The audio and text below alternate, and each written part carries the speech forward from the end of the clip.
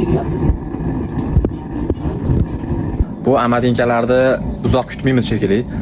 Fortichkaga ozginagina somon tashab qo'ydim. Hozir toshyapti.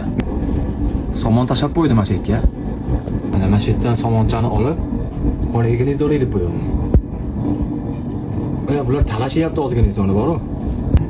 Yana gnizdo qo'shib qo'yish kerak shekilli bular. Somonni toshyapti, yaxshi ko'z emas. O'ylab ana xaltachaga ham turamikan desam, bu yoqqa qo'nishmayapti xaltachaga. Mana shu uychadan qo'yish kerak ekan. Voy malades.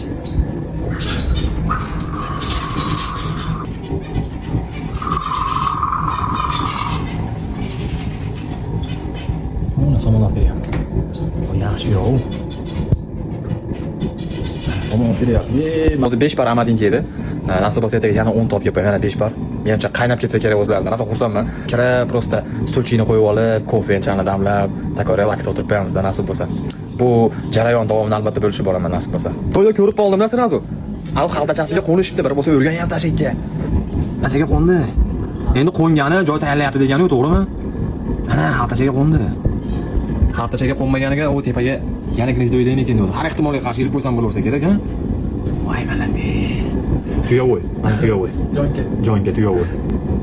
Mana. Hali chala ishlari bor. Mana ham e'tibor beramiz, nasib bo'lsa svityashkalarni olib kelganmiz. Xullas men emotsiyadaman.